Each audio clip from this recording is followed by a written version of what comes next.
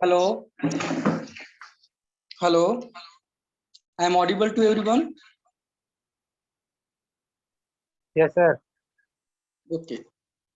So in the last class, we have discussed a Thevenin's theorem and how to use the Thevenin's theorem to solve any DC as well as the AC network. Now, a Norton theorem. Norton theorem and Thevenin's theorem are almost same. Uh, so, so first we have to go through the statement of the Norton theorem. So, just wait.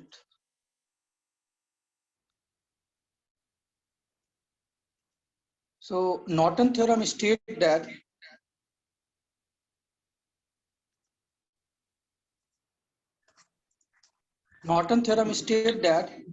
linear two-terminal circuit can be replaced by the equivalent circuit. Just wait. Norton theorem states that the linear two-terminal circuit can be replaced by an equivalent circuit consists of current source IN parallel with the resistor RN, where IN is the short circuit current through the terminal and RN is the input or equivalent resistance to the terminal when all the independent sources are turned off. So in case of superposition theorem, we have to find out the open circuit voltage and open circuit uh, equivalent resistance, that is called Thevenin's equivalent resistance. In the similar way, if you apply Norton theorem to solve any circuit, so suppose if you want to solve the circuit, if you want to apply Norton theorem along terminal A and B, and first we have to open the load across the terminal AB, and we have to find out the two things. First is a equivalent short circuit current, and second, equivalent resistance. So equivalent resistance, that means that resistance is called Norton resistance. In this, it is the same as the Thevenin's equivalent resistance. That means we have to close all independent source. That means we have to turn off the all independent source, and we have to find out the equivalent resistance across open circuit terminal AB. Okay. Now, first we have to find out the short circuit current across the terminal AB. So we have to connect AB terminal. That means you have to short circuit the AB terminal and find out the equivalent resistance. Then that is the original circuit that is represented in the figure A is replaced by the short circuit current that is called Norton current and parallel with the Norton resistance. Okay, so the whole circuit circuit is replaced by the Norton current with parallel with the Norton resistance. I am audible to everyone? Hello. Yes. So actually the Norton current is the short circuit current across the terminal AB. So if you there is a correlation between the Thevenin's theorem and Norton theorem. So if you want to know what is the value of Norton current through Thevenin's theorem, then Norton current is equal to Thevenin's voltage divided by Thevenin's resistance. That means the conversion from Norton circuit to Norton circuit to Thevenin's circuit और Thevenin's circuit to Norton circuit. So जैसे हम तुम लोग को बताए थे कि जब भी किसी भी सर्किट को हम लोग सॉल्व करते हैं थ्रू Thevenin's theorem, तो वो हम लोग वहां पर open circuit voltage and open circuit resistance निकालते हैं जिसको कहते हैं Thevenin's equivalent resistance, and whole circuit को रिप्लेस कर देते हैं in series with the Thevenin's equivalent voltage and the resistance in series with the Thevenin's equivalent resistance. In the similar way जब हम किसी सर्किट में नॉर्टन थ्योरम अप्लाई करते हैं तो वहां पे हम लोग शॉर्ट सर्किट करंट निकालते हैं, जिसको हम लोग नॉर्टन करंट कहते हैं, और ओपन सर्किट रेजिस्टेंस निकालते हैं जिसको हम लोग नॉर्टन रेजिस्टेंस कहते हैं। Norton resistance and Thevenin resistance जो है वो दोनों सेम होता है, बिकॉज दोनों का निकालने का जो प्रोसीड्यूर है वो सेम होता है। सो अगर मान लेते हैं कभी कभी किसी सर्किट में नॉर्टन पैरामीटर दिया हुआ है, नॉर्टन पैरामीटर में that means IN and RN दिया हुआ है, सो तुम उसको इक्विवेलेंट थेवेनिन सर्किट में भी रिप्लेस कर सकते हो। तो थेवेनिन इक्विवेलेंट रेजिस्टेंस जो वहां पे तुम्हारा हो जाएगा RN into IN into RN के बराबर हो जाएगा। और अगर तुमको मान लो कि थेवेनिन इक्विवेलेंट पैरामीटर दिया हुआ है, that means you have to know VTH and RTS, then you can easily find out the Norton current, that is Norton current is equal to VTH by RTH. Okay, so now देखो हम लोग किस तरह से Norton theorem को apply करते हैं किसी भी सर्किट को सॉल्व करने के लिए। So first of all suppose जैसे यहाँ पे find example number example number 4.11. So find the Norton equivalent circuit for the given figure across the terminal AB. So suppose इसके across हम लोग को Norton equivalent parameters निकालना है। So Norton equivalent parameter में हमारे पास क्या क्या चीज है? So we have to find out the Norton current IN across AB and open circuit resistance across the AB. So you know how to find the equivalent resistance across AB. So we have to short circuit the voltage source, turn off the voltage source and turn off the current source. That means you have to open circuit the current source. So यहाँ पे ध्यान दो, जैसे यहाँ पे 2 ampere का एक current source है एंड 12 वोल्ट का एक वोल्टेज सोर्स है। So जब हम लोग इसको मतलब आरएन निकालने जाएंगे, that means equivalent Norton resistance निकालने जाएंगे, ये 2 एम्पियर का जो करंट सोर्स है वो ओपन हो जाएगा और ये 12 वोल्ट का जो वोल्टेज सोर्स है वो शॉर्ट सर्किट हो जाएगा। सो इक्विवेलेंट रेजिस्टेंस कैसा होगा हमारा? इक्विवेलेंट रेजिस्टेंस कैसा होगा? जस्ट वेट, ये तुम्हारा इक्विवेलेंट रेजिस्टेंस हो जाएगा। तो यहाँ से देखो 8 4 एंड अगेन 8, ये तीनों सीरीज में है, ठीक है। अगर हम लोग from terminal A B side से देखते हैं तो 8 ओम 4 ओम एंड 8 ओम ये तीनों जो है वो सीरीज में है। सो कितना हो जाएगा? 8 + 4, so that means 8 16 20 and 20 ohm is parallel with the 5 ohm. So equivalent जो रेजिस्टेंस निकलेगा इज कॉल्ड 4 ohm, ये तुम्हारा नॉर्टन रेजिस्टेंस के बराबर हो गया। अब हम लोग को मेनली इसमें निकालना है Norton current. So Norton current निकालने का क्या प्रोसीड्यूर बताए थे कि suppose you have to find out the Norton current across the terminal AB. So we have to short circuit the terminal AB and find the current across the terminal AB. सो यहाँ पे ध्यान दो, ये तुम्हारा equivalent circuit है अगर हम लोग को यहाँ पे नॉर्टन करंट निकालना है। सो यहाँ पे हमारे पास 2 सोर्स है, एक करंट सोर्स है, एक वोल्टेज सोर्स है। सो आइदर तुम यहाँ पर क्या कि यहाँ पे ध्यान दो, hello I am audible to everyone? Yes sir. So suppose अगर हम लोग यहाँ पे सुपरपोजिशन थ्योरम लगाते हैं, तो यहाँ पे या फिर तुम नोडल एनालिसिस या मेश एनालिसिस से भी बना सकते हो। सो अगर सपोज हम लोग को करंट निकालना ISC, तो यहाँ पे ध्यान दो कि current always 0 minimum resistance path को फॉलो करता है। सो जो करंट आएगा फ्रॉम 8 ओम रजिस्टर, वो 5 ओम रजिस्टर के क्रॉस जाएगा या तुम्हारा AB टर्मिनल के क्रॉस जाएगा?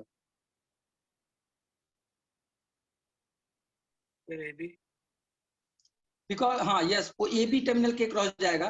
दैट मीन्स 5 ओम रजिस्टर के क्रॉस कोई भी करंट नहीं जाएगा। सो इस ब्रांच को तुम डिस्कनेक्ट कर सकते हो डायरेक्टली, ओके। और डिस्कनेक्ट करने के बाद अब तुम्हारा जो इक्विवेलेंट सर्किट हो जाएगा 2 एम्पियर एंड 12 वोल्ट का एक वोल्टेज सोर्स है, 8 ओम एंड फिर से 8 ओम पैरेलल में। सो अब यहाँ पे तुम आइदर तुम सुपरपोजिशन थ्योरम लगा के यहाँ पे निकाल सकते हो, बिकॉज यहाँ पे दो सोर्स है, करंट सोर्स है, वोल्टेज सोर्स है, या फिर तुम यहाँ पर ये जो करंट सोर्स दिया हुआ है, सॉरी वोल्टेज सोर्स जो दिया हुआ है, इसको करंट सोर्स में कन्वर्ट कर लो। तो करंट सोर्स में कन्वर्ट कर लोगे तो तुम्हारा voltage source to current source का फॉर्मूला यूज करके तुम इसको कन्वर्ट करके बताओ यहाँ पे करंट कितना आएगा। हेलो, बताओ यहाँ पे करंट कितना आएगा। सो यहाँ पे जो करंट आएगा वो तुम्हारा नॉर्टन करंट जो है 1 एम्पियर के आसपास आएगा। वो तुम किसी भी थ्योरम से अप्लाई करके निकाल सकते हो।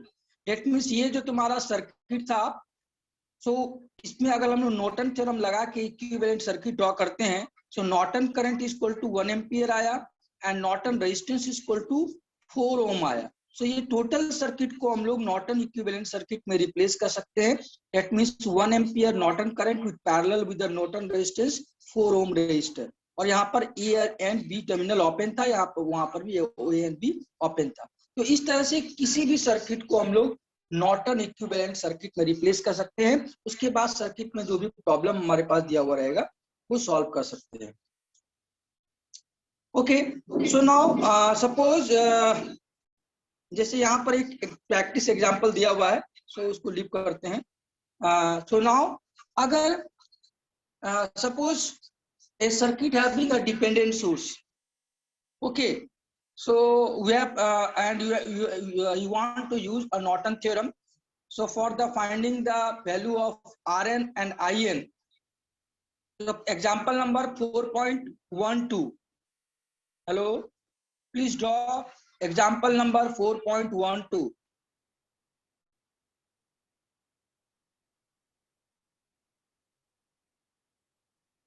Hello, please draw example number 4.12.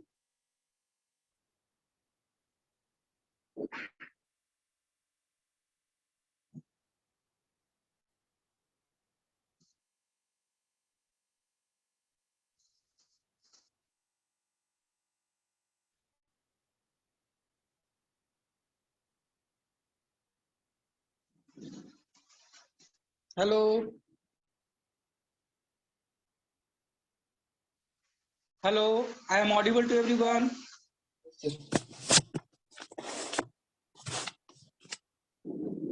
Hello. Yes, sir.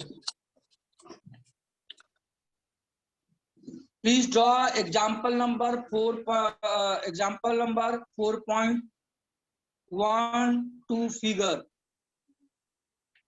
So if you want to apply Norton theorem in this circuit, there is one dependent current source.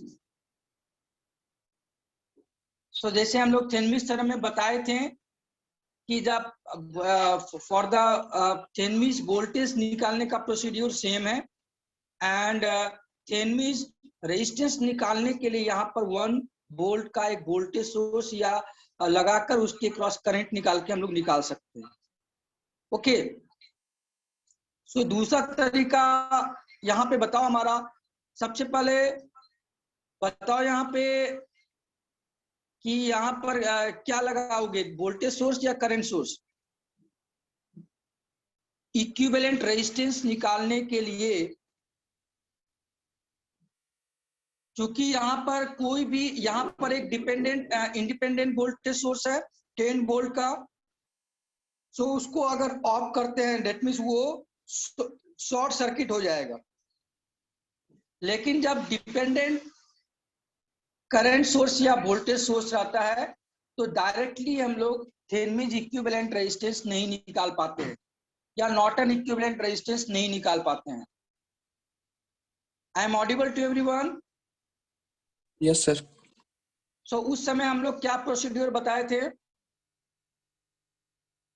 You have to connect 1 volt voltage source across terminal AB and find out the voltage, find out the current from terminal AB. Then Rn is equal to 1 by I naught.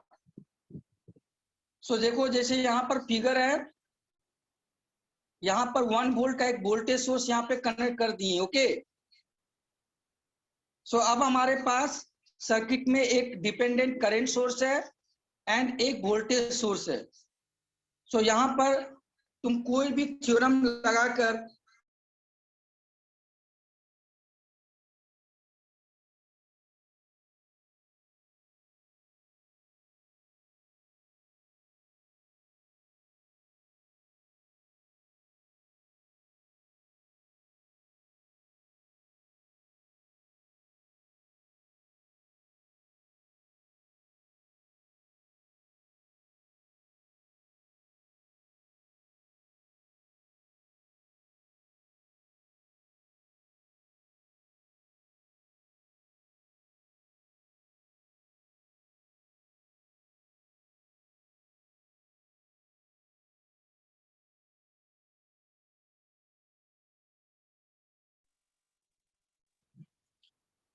Hello hello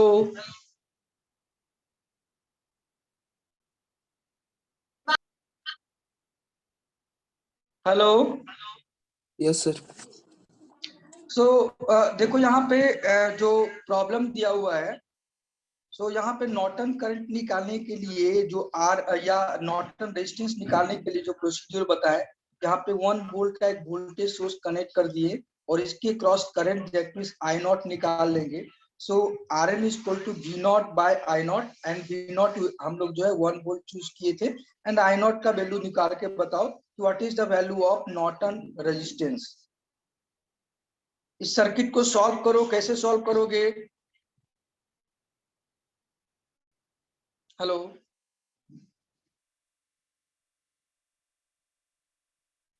hello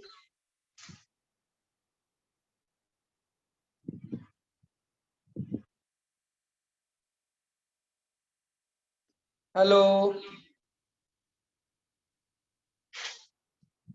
yes sir. बताओ कि कैसे solve करोगे? देखो यहाँ पर ये short circuit हो गया है ना?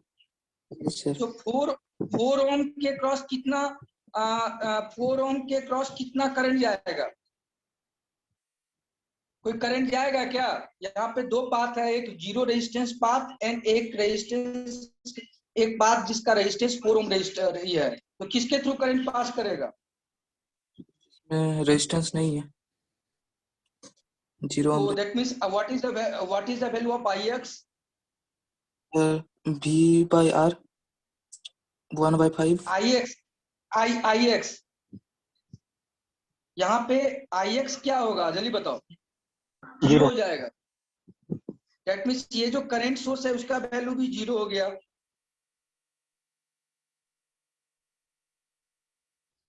क्योंकि यहाँ पे एक चीज सोचो, यहाँ पे जो ये 1 वोल्ट का वोल्टेज सोर्स से जो करंट आएगा, वो आने के बाद वो जो शॉर्ट सर्किट पाथ है उसके थ्रू चले जाएगा।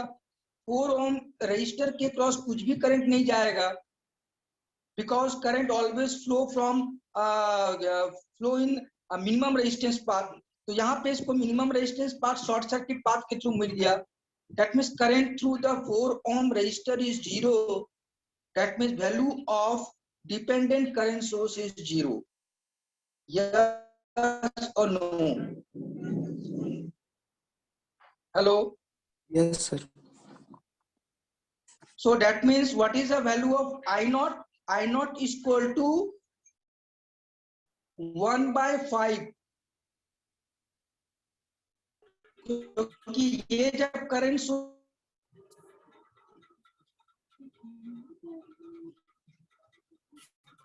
जो जिसका वैल्यू जीरो हो गया, वो ओपन सर्किट की तरफ बिहेव करेगा, भी नहीं रहेगा, ये करंट सोर्स भी नहीं रहेगा। सो 5 ओम रजिस्टर,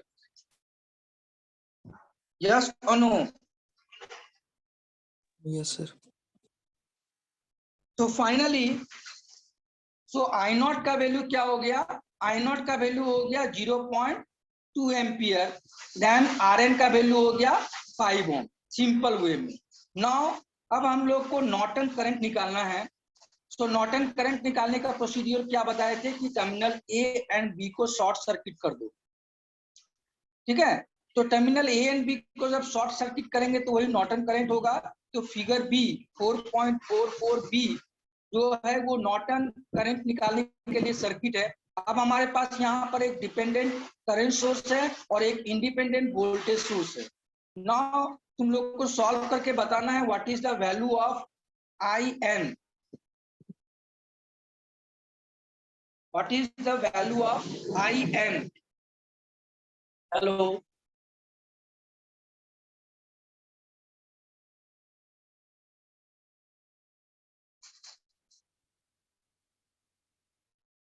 हेलो।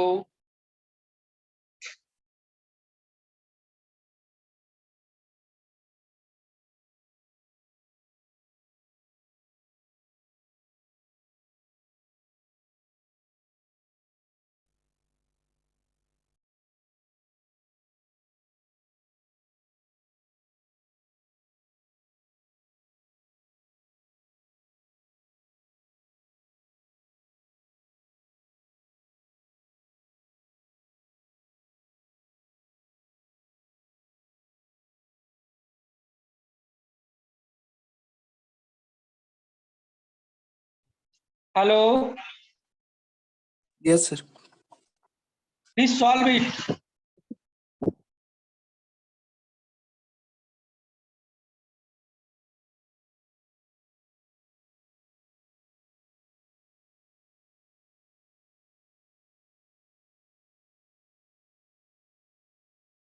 कैसे solve and what is the value of I N. देखो यहाँ पे दिया हुआ है to find I N short circuit terminal A across A be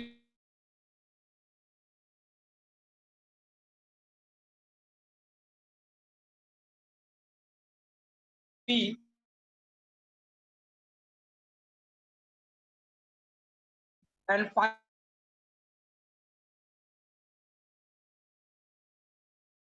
the 10 volt source जो है वो पैरेलल। हेलो,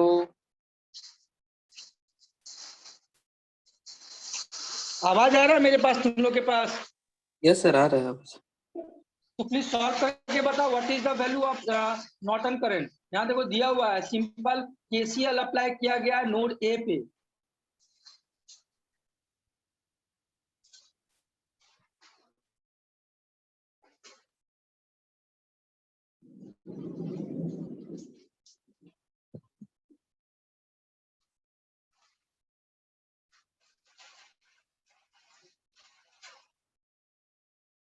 नोड ए पर केसीएल अप्लाई करो। 2x is coming and A terminal का पोटेंशियल कितना होगा। जो बी टर्मिनल का पोटेंशियल होगा दैट मीन्स जीरो पोटेंशियल है। सो ये जो सपोज यहाँ पर सपोज इसका नोड का मान लेते हैं x है। तो यहाँ से यहाँ करंट फ्लो करेगा एंड 2x फ्लो करेगा। तो यहाँ से यहाँ कितना करंट फ्लो करेगा। यहाँ का पोटेंशियल कितना है, जहां मेरा पॉइंटर वहां ध्यान दो, वहां का पोटेंशियल कितना है 10 वोल्ट। 10 वोल्ट। और ए टर्मिनल का कितना है 0 वोल्ट। 10 minus 0/5 plus 2x। ठीक है। अब ix का वैल्यू निकालना है। तो यहाँ पे तुम केसीएल अप्लाई कर लो। सो ix इक्वल टू कितना हो जाएगा 10/4 that means 2.5 ampere. So total current is equal to 2 ampere plus 5 ampere is equal to 7 ampere. तो नॉर्टन करंट कितना हो गया 7 एम्पियर एंड नॉर्टन रेजिस्टेंस हो गया 5 ओम। तो इस तरह का प्रॉब्लम आएगा इन एक गेट एग्जामिनेशन। तो गेट एग्जामिनेशन में अगर सर्किट सॉल्व करना हो, हेलो, सर्किट सॉल्व करना हो तो तुम्हारे पास देखो कौन कौन सा ऑप्शन है। First option is a nodal analysis. हम फॉर द कंपटीशन एग्जाम, क्योंकि कंपटीशन एग्जाम में तुमको सिंपल बोलेगा या तो वोल्टेज ड्रॉ करो या करंट ड्रॉ करो। तो उस समय तुम्हारे पास जो मेथड तुमको आसान लगे वो मेथड अप्लाई करके तुम सर्किट को सॉल्व कर सकते हो। सो हम उसको एक समराइज करते हैं कि सपोज नॉर्टन थ्योरम, सपोज तुम्हारे पास अभी तक तुम लोग 4-5 मीटर पढ़े, nodal analysis, mesh analysis, superposition theorem, Thevenin's theorem, Norton theorem, ये सारा चीज तुम लोग पढ़ाई की। सो अब तुमको बताओ कि अगर किसी सर्किट में करंट सोर्स ज्यादा रहेगा तो कौन सा मेथड से जल्दी सॉल्व होगा?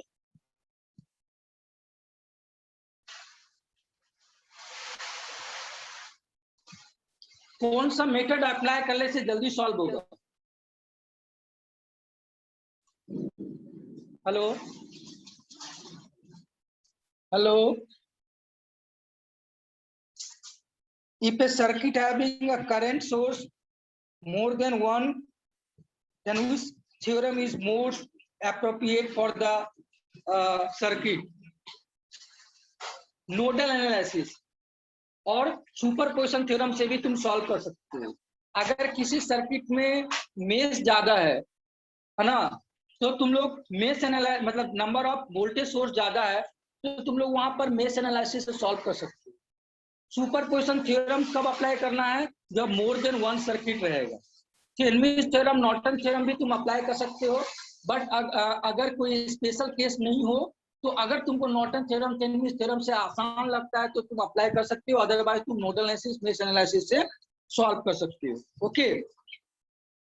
सेकेंड थिंग, जब गेट के एग्जामिनेशन में अगर तुमको किसी सर्किट का इक्विवेलेंट थेल्मिस वोल्टेज या इक्विवेलेंट थेल्मिस रेजिस्टेंस निकालना होगा, तब तुमको नॉर्टन थ्योरम अप्लाई करना है। Norton theorem and Thevenin's theorem apply करने के लिए ये चीज ध्यान रखना है कि अगर इंडिपेंडेंट सोर्स है तब तो कोई दिक्कत नहीं है। डिपेंडेंट सोर्स है, हेलो, डिपेंडेंट सोर्स है तो उस समय हम लोग को ध्यान देना है कि equivalent resistance, that means Norton resistance और थेल्मिस रेजिस्टेंस निकालने के लिए आइदर 1 वोल्ट का एक वोल्टेज सोर्स कनेक्ट करके करंट निकालेंगे, एंड इक्विवेलेंट रेजिस्टेंस जो है वो RN by that means 1 by current के बराबर हो जाएगा। Okay, hello. So there is a now maximum power theorem. Hello, I am audible to everyone? Maximum power theorem.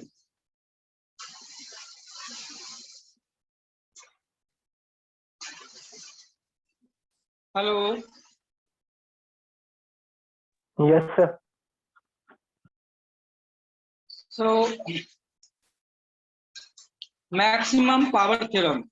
तो देखो, जब तुम लोग किसी मैक्सिमम पावर थ्योरम जो है किसी भी सर्किट का इक्विवेलेंट थेल्मिस थ्योरम निकाल देना, उसके बाद वहां उसके क्रॉस लोड लगा देना। सपोज हमारे पास एक सर्किट है इन द फिगर 4.48 में, that means Thevenin's equivalent voltage and Thevenin's equivalent resistance, and there is a varying load RL.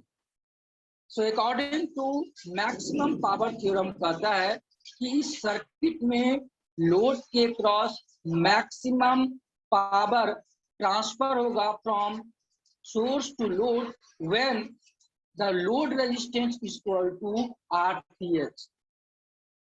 जब लोड रेजिस्टेंस का वैल्यू थेल्मिस इक्विवेलेंट रेजिस्टेंस के बराबर होगा, उस समय मैक्सिमम पावर ट्रांसफर होगा। समझ में आया या नहीं आया? ये देखो, सपोज हमारे पास लोड रेजिस्टेंस जो है वो 0 ओम से इंफिनिटी तक वैरी कर रहा है, तो यहाँ पर इसका पावर जो आएगा, लोड के क्रॉस पावर जो आएगा, तो वो देखो इस तरह से वैरी करता है। और मैक्सिमम पावर कब आता है? जब लोड रेजिस्टेंस थेल्मिस इक्विवेलेंट रेजिस्टेंस के बराबर आता है।